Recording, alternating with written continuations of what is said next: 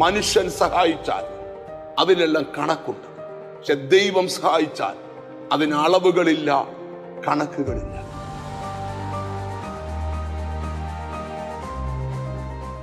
യേശുക്രിസ്തുവിനെ രക്ഷകനായി സ്വീകരിച്ച പല ദൈവമക്കളുടെയും ഉള്ളിൽ ഉള്ള ഒരു ചോദ്യമാണ്, എന്നെ ആര് സഹായിക്കും? എന്നെ ആര് സംരക്ഷിക്കും? എനിക്ക് വേണ്ടി ആര് കരുതും? വിശുദ്ധ വേദപുസ്തകം തരുന്ന ഏറ്റവും വലിയ ഉറപ്പാണ്, കർത്താവിനെ സേവിക്കുന്ന ഓരോ ദൈവമക്കൾക്കും ദൈവം കരുതുകയും പരിപാലിക്കുകയും സൂക്ഷിക്കുകയും ചെയ്യുന്ന ദൈവമാണ്.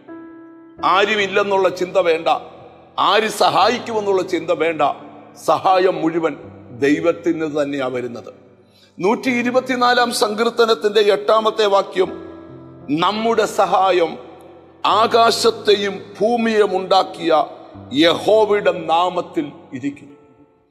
അപ്പം എത്ര പേര് ദൈവത്തിൽ നിന്ന് ഒരു സഹായം പ്രതീക്ഷിക്കുന്നുണ്ട്? മനുഷ്യന്റെ സഹായം വ്യർത്ഥമാണ്. ആരെങ്കിലും നിങ്ങളെ സഹായിച്ചാൽ അതിനെപ്പോഴും അളവ് കാണും, കണക്ക് കാണും. അബ്രഹാം ഹാഗറിന് കൊടുത്തത് അളന്നാ കൊടുത്തത്. എന്നാൽ അവിടെ മരുഭൂമി യാത്രയിൽ അബ്രഹാം കൊടുത്ത അപ്പവും അബ്രഹാം കൊടുത്ത വെള്ളവും തീർന്നു പോയപ്പോൾ അവൾ സർവശക്തനായ ദൈവത്തോട് നിലവിളിക്കുന്ന ഭാഗം ഉൽപ്പത്തി പുസ്തകത്തിലുണ്ട്. അവിടെ ദൈവം ഒരു ഉറവ തുറന്നെന്ന വചനത്തിൽ വായിക്കുന്നേ.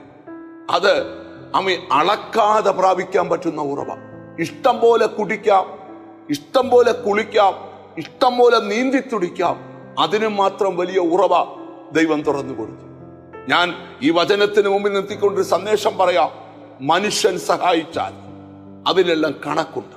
പക്ഷെ ദൈവം സഹായിച്ചാൽ അതിന് അളവുകളില്ല, കണക്കുകളില്ല. നിങ്ങൾ വിശ്വസിക്കുന്നു, കർത്താവേ എന്റെ സഹായം ദൈവത്തിൽ നിന്നാണ്. സങ്കീർത്തനത്തിൽ വാക്യമുണ്ട്, ഞാൻ എന്റെ കണ്ണ് പർവ്വതങ്ങളിലേക്ക് ഉയർത്തുന്നു, എനിക്ക് സഹായം എവിടെ നിന്ന് വരും? എന്റെ സഹായം ആകാശത്തെയും ഭൂമിയെയും ഉണ്ടാക്കിയ യഹോവയിൽ നിന്ന് വരുന്നു. ഈ മെസ്സേജ് കേട്ടുകൊണ്ടിരിക്കുമ്പോൾ നിന്നെ സഹായിക്കാൻ ദൈവം ഇറങ്ങുന്നു. നിന്നെ സഹായിക്കാൻ ദൈവം തീരുമാനിച്ചിരിക്കുന്നു. നിന്നെ സഹായിക്കാൻ ദൈവം ഒരുങ്ങിയിരിക്കുന്നു. നമുക്ക് ഒന്നിച്ചു പറയാം, കർത്താവേ എന്റെ സഹായം. ഈ വാക്യം ഒരിക്കൽ കൂടെ വായിക്കാം, നമ്മുടെ സഹായം ആകാശത്തെയും ഭൂമിയെയും ഉണ്ടാക്കിയ യഹോവയുടെ നാമത്തിൽ ഇരിക്കുന്നു.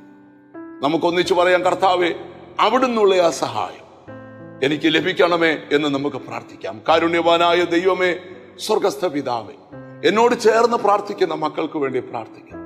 കർത്താവേ അവരെ പൊന്നുകരത്തിലേക്ക് ഏൽപ്പിക്കുക. അവരുടെ സഹായം ദൈവത്തിൽ നിന്ന് വരുന്നെന്നുള്ള ഉറപ്പും ധൈര്യവും ഏറ്റെടുത്ത് ഓരോ ദിവസവും ജീവിപ്പാൻ അവർക്ക് കൃപ കൽപ്പിക്കണമേ എന്ന് പ്രാർത്ഥിക്കും.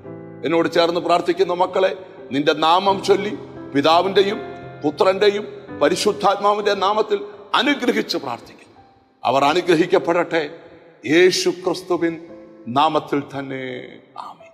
ദൈവത്തിൽ നിന്നുള്ള സഹായം നമുക്ക് പ്രാപിക്കാം, ദൈവത്തെ സേവിക്കാം. God bless you.